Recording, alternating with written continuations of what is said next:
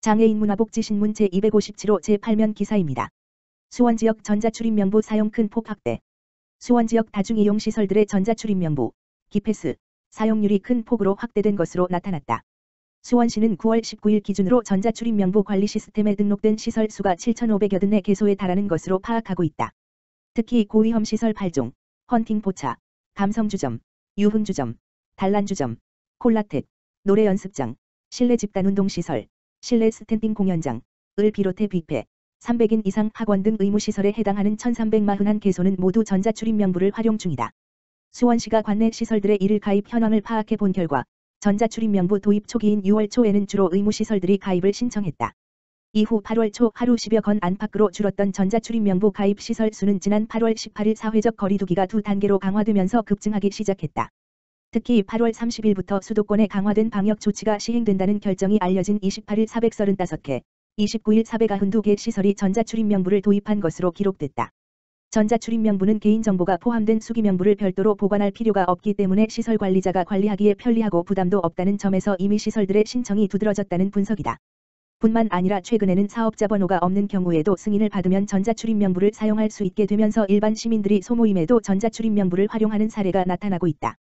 축구회, 족구회, 동기회 등을 주퇴하면서 모임 장소를 등록해 전자출입명부로 관리하는 것이다.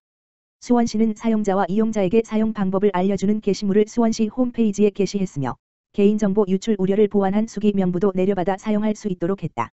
수원시 관계자는 코로나19가 장기화되고 이용 방법도 홍보가 많이 되면서 전자출입명부 사용률이 증가한 것으로 보인다며 이런 추세를 반영해 더 빈틈없는 코로나19 방역이 이루어지도록 노력하겠다고 말했다. 한편 전자출입명부는 코로나19 역학조사 시 확진자의 경로 파악을 위해 지난 6월부터 도입된 출입관리 시스템이다. 시설 방문자가 QR코드를 스캔 후 입장하면 방역에 필요한 최소한의 개인정보만 암호화해 수집하는 방식이다. 방문객 개인정보는 QR코드 발급회사에서, 방문 기록은 사회보장정보원에서 분산 관리되며 수집한 정보는 4주 후 자동으로 삭제돼 개인정보 보호에 용이하다. 수원시 LH, 수원시 다함께돌봄센터 7호점 무상임대 협약. 수원시와 LH, 한국토지주택공사는 24일 시청 복지여성국장 직무실에서 수원시 다함께돌봄센터 7호점 무상임대 협약을 체결했다. 협약에 따라 LH는 장안구 송죽동에 있는 LH 다자녀 매입임대주택 1층 제1종 근린생활시설 공간 159을 수원시에 10년 동안 무상 임대한다. 수원시는 임대한 공간을 다함께돌봄센터 7호점으로 조성할 예정이다. 수원시는 건물 유지 관리 보수 비용만 부담한다. 수원시는 10월 중 다함께돌봄센터 7호점 수탁기관을 공모하고 수탁기관 선정 절차를 거쳐 12월 개소할 예정이다.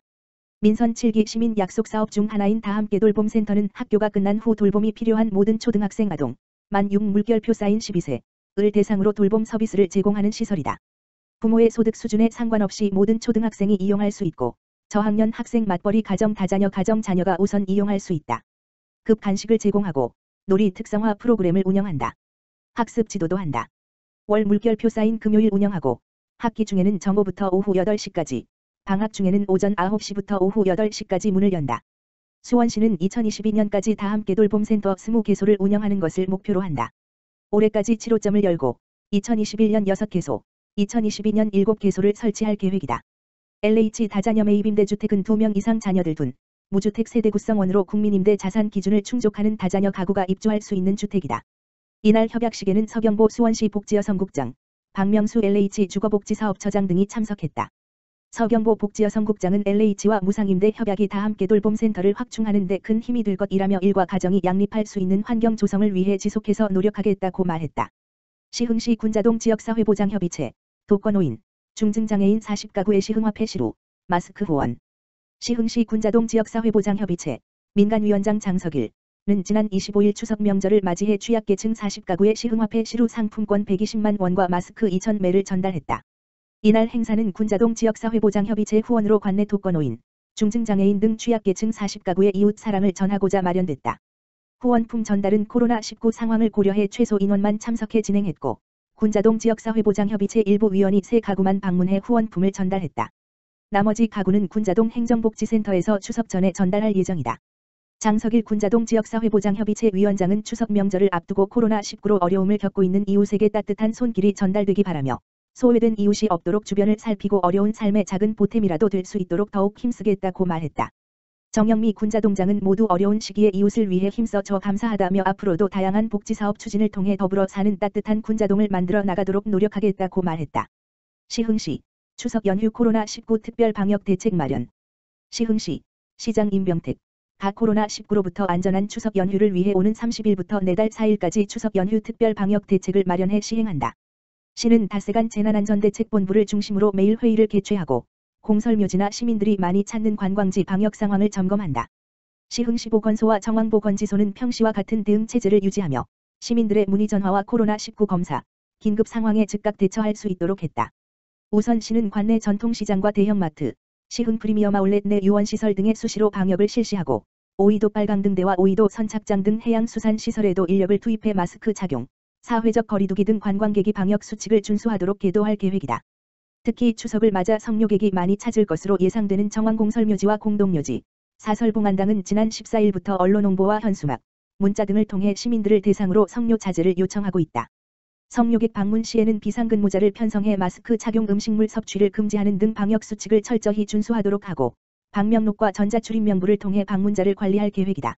관내 백스모 5개 공원, 공원 내 공중화장실 48개소, 소래산 산림욕장 등 다중이용시설에도 집중 방역을 실시한고 총 233명의 인력을 투입해 음주 취식 자제, 취사 금지 등 방문객들이 사회적 거리두기를 준수하며 안전하게 공원을 이용할 수 있도록 안내한다.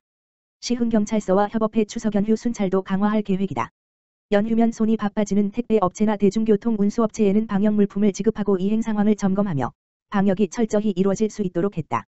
해외 입국자를 위한 방역 택시도 휴일 없이 운영을 지속한다. 시흥시 보건소와 정황보건지소는 연휴 기간 내내 개부서 7개 반, 151명의 상시/시 비상근무반을 편성해 코로나 검사 및 확진자 관리, 긴급 방역 등 비상 상황에 즉각 대응할 수 있도록 했다. 또 선별진료소와 시민상담 콜센터 운영 시간도 평시와 같이 운영하며 연휴 기간 동안 시민들의 전화 상담이나 의료기관과의 협업에 유연하게 대처할 계획이다. 한편 시흥시는 매일 아침 재난안전대책본부 회의를 개최하며 코로나19 확산 상황과 시흥시 전역에 걸친 방역대책, 환자 관리 등을 점검하고 있다. 또한 전 공직자는 방역과 격리자 일 모니터링, 청사 관리 등을 수행하며 코로나 확산 방지에 만전을 기하고 있다. 임병택 시흥시장은 추석 연휴가 올해 방역의 최대 고비다. 올해만큼은 집에서 전화나 영상을 통해 가족과 서로의 안부를 전해주시길 부탁드린다면서 시흥시는 연휴에도 흐트러지지 않고 시민의 안전을 최우선으로 코로나19 방역에 최선을 다하겠다고 말했다. 시흥시 아동보호 공적 강화 본격 시행. 시흥시 시장 임병택 가 공공중심의 아동보호 공적 강화 체계를 구축해 오는 10월부터 강화된 아동보호 정책을 수행한다. 시흥시는 올해 7월 경기도 최초로 아동보호팀을 설치하고 9월 아동학대 전담 공무원 전원 배치를 통해 아동보호를 위한 조직 기반 구축을 완료했다. 이에 아동학대 예방 사업부터 학대 피해 의심 아동 조사, 학대 피해 아동 사후 관리까지 지역사회의 지원과 돌봄이 필요한 요보호 아동에 대한 원스톱 서비스 통해 아동이 행복한 시흥을 위한 본격적인 업무를 추진한다. 특히 아동학대 24시 현장 출동 당직 체계를 구축해 그간 민간에서 실시하던 아동학대 의심 아동에 대한 조사 업무의 단계적 이관을 통해 신고 접수 조사, 피해 아동의 보호 조치, 보호계획 수립, 사례관리 종결 등 학대 피해 아동의 원가정 복귀까지의 전 과정을 전담한다. 또한 피해 아동에 대한 객관적인 개입 및 지원 결정을 위해 전문가로 구성된 아동복지심의위원회, 소위원회를 구성한다. 더불어 지역사회 내 아동보호 공적 책임 강화를 위해 경찰교육청 아동보호 전문기관 18개 행정복지센터 등 관내 아동보호 유관기관과의 유기적인 협업체계를 구축할 예정이다. 시 관계자는 아동보호 공적 강화 및 10월부터 시작하게 되는 아동학대 조사 공공화 사업을 통해 보호받아야 할 아동의 권리와 안전이 최우선될 수 있도록 노력할 예정이며 아동보호에 대한 시민의 관심과 협조를 부탁드린다고 말했다.